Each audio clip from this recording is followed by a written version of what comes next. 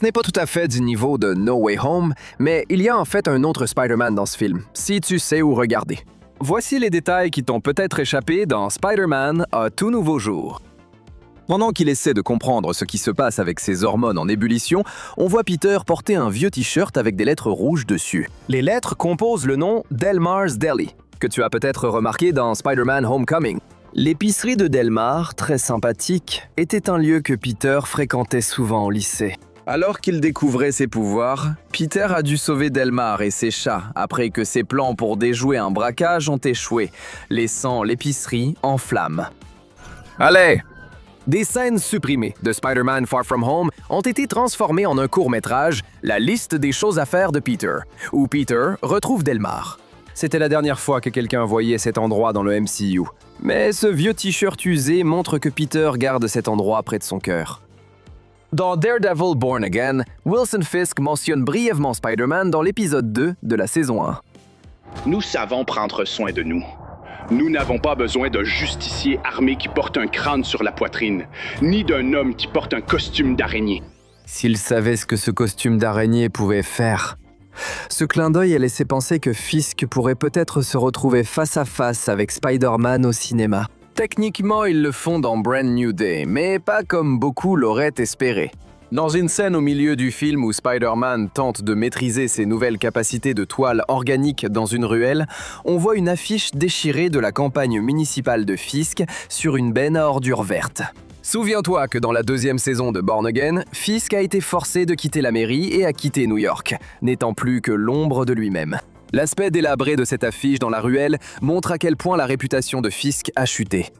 Une figure qui contrôlait autrefois New York est maintenant réduite à l'état de déchet. Spidey ne prête jamais attention à cette affiche. On ne sait donc pas ce qu'il pense de la politique municipale de New York. Cependant, ce détail en arrière-plan montre bien que le baron du crime rôde toujours dans l'ombre de la vie de Spidey. Nous parlons sans doute pour tous, y compris Vincent D'Onofrio, en disant que nous attendons avec impatience l'apparition de Fisk dans un prochain film. Lorsque Peter demande de l'aide à Bruce Banner pour son ADN en mutation, il le trouve en train d'enseigner à des étudiants à l'Empire State University. Dans la salle de classe, Banner donne un séminaire à des étudiants qui n'ont que des questions sur ses exploits avec les Avengers. Une question vient d'une étudiante nommée Cindy, qui laisse parler sa fibre de commentatrice YouTube et demande pourquoi Thanos n'a pas doublé les ressources au lieu de tuer la moitié de la population. Si vous êtes fan des comics Spider-Man, le nom Cindy vous dira sûrement quelque chose.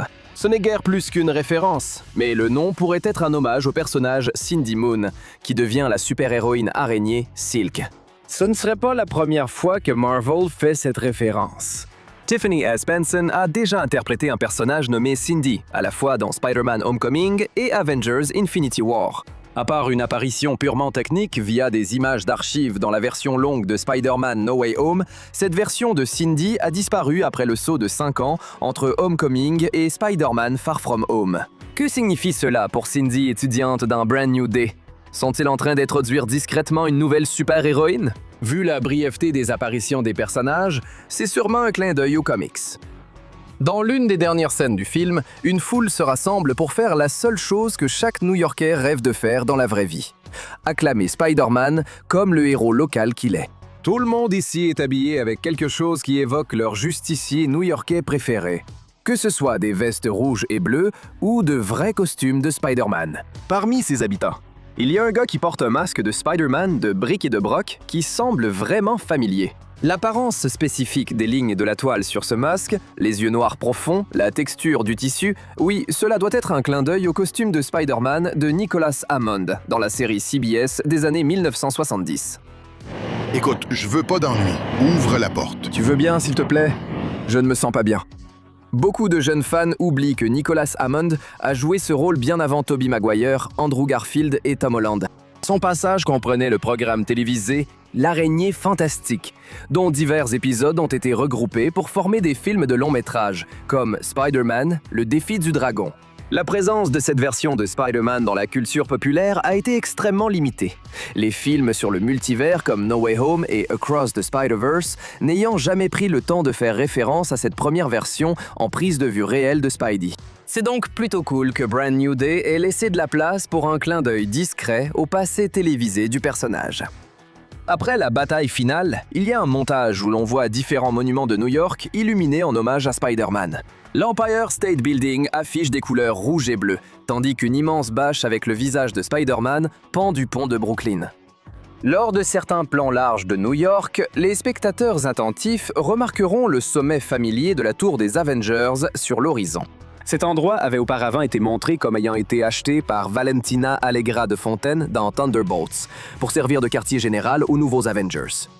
S'ils forment une équipe, et que cette équipe s'appelle les Avengers, alors qui sont les vrais Avengers ? Fait intéressant, la version de la tour des Avengers que l'on aperçoit brièvement dans Brand New Day semble ressembler à ce bâtiment, plutôt qu'à la version plus colorée avec le logo des Avengers, que l'on voit rapidement dans la bande-annonce de Avengers Doomsday. On ignore pourquoi elle est différente, mais il faudra attendre la sortie de Doomsday pour voir si cela compte vraiment. L'un des nombreux méchants que Spidey bat dans le montage d'ouverture n'est autre que Tombstone. Ici, le personnage est interprété par le rappeur et acteur Marvin Jones, le troisième, un nom qui devrait être familier aux fans inconditionnels de ses films Spider-Man. Jones, le troisième, fait partie des rares acteurs ayant joué un personnage Marvel Comics en animation et en prise de vue réelle, ayant déjà interprété Tombstone dans Spider-Man New Generation. Tu as vraiment tout gâché. Hé gamin, c'est vraiment bâclé. Selon certaines informations, il reprendra ce rôle en 2027 dans Beyond the Spider-Verse.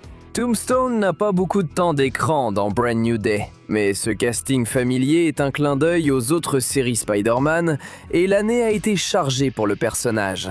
La série télé Spider-Noir de Nicolas Cage présentait une autre incarnation de Tombstone interprétée par Abraham Papula. Là-bas, il est dépeint comme une figure plus tragique et sympathique, aspirant à la rédemption. C'est un contraste net avec le Tombstone de Brand New Day, présenté comme extrêmement néfaste pour marquer les esprits pendant les 5 secondes où il est à l'écran. Dans tout l'appartement que l'ancien meilleur ami de Parker, Ned Leeds, partage avec MJ, on trouve divers rappels des passions geeks de Ned, comme des mini-figurines Lego sur son bureau et des films Star Wars diffusés sur son ordinateur. Plus précisément, l'Empire contre-attaque, un film dont Parker a longuement parlé dans Captain America Civil War. Tu sais, ce passage, on est sur la planète enneigée, avec le truc qui marche. Et puis, il y a plusieurs illustrations d'animés accrochées dans sa chambre. L'une de ces décorations, qu'on peut clairement voir dans 2 scènes différentes, est une affiche de Naruto. Pour la plupart des spectateurs qui remarquent cette affiche, elle semblera n'être qu'un simple élément de déco quelconque. Cependant, ce clin d'œil à Naruto a une signification plus profonde. Cette affiche fait spécifiquement référence au film Naruto en prise de vue réelle, dont Destin Daniel Cretton, le réalisateur de Brand New Day, est responsable. Peu avant la sortie de Brand New Day au cinéma, Cretton a annoncé le lancement du casting pour les versions en prise de vue réelle des 3 héros de Naruto. C'est un projet qui est en développement depuis un certain temps, et cette référence est un signe clair que Cretton est déterminé à le concrétiser enfin. Beaucoup d'encre a coulé sur les théories des fans de Brand New Day cette dernière année. Ce film aurait vraiment pu porter sur n'importe quoi. De nombreuses théories récentes tournaient autour de l'identité exacte du personnage joué par Keith David. Sa voix était un élément clé de la première bande-annonce du film, puisque sa voix emblématique prononçait des phrases sur les cycles de vie des araignées. Entre 2 cycles, cela peut rendre l'araignée vulnérable aux menaces. Pendant des mois, les internautes ont cherché qui David incarnait. Était-ce Kwaku et Anansi, ou une nouvelle forme du chacal? Ça doit être important, non? C'est énorme, oui. Une grosse déception. Ce genre de spéculation folle n'est pas nouveau pour les films de super-héros. Avant la sortie de The Dark Knight, beaucoup pensaient qu'Anthony Michael Hall jouerait l'homme mystère, alors qu'il incarnait juste un journaliste. Scoot McNairy était soi-disant censé incarner Jimmy Olsen dans Batman v Superman, mais il a finalement joué un personnage totalement inédit, le temps d'une seule apparition. Ike Barinholtz était censé être Hugo Strange dans Suicide Squad. La liste est encore longue. Keith David rejoint ce panthéon en apparaissant seulement comme narrateur anonyme d'un documentaire sur les araignées que Peter regarde chez lui. C'est tout. La bande-annonce reste cool. Déçu! Le cours où Peter arrive par hasard en rejoignant Bruce Banner traite des voyages via la physique quantique, prolongeant les concepts multivers utilisés pour le braquage temporel dans Avengers Endgame. Bien sûr, nous savons que Tony Stark a plus ou moins inventé ce concept dans son ensemble au cours de ce film. C'est touchant de voir Banner enseigner des sujets liés aux grandes aventures des Avengers, pour aider la prochaine génération à savoir quoi faire si elle doit remonter 10 ans dans le temps pour se botter elle-même les fesses. Ce qui était autrefois pratiquement de la magie n'est plus qu'un autre cours de science à l'ESU. C'est un thème que Banner a repris lors de son caméo dans Shang-Chi et dans son rôle secondaire dans She-Hulk. Quand il n'est pas occupé à tout détruire sur son passage, il apprend à la prochaine génération à s'orienter dans cette ère de miracles.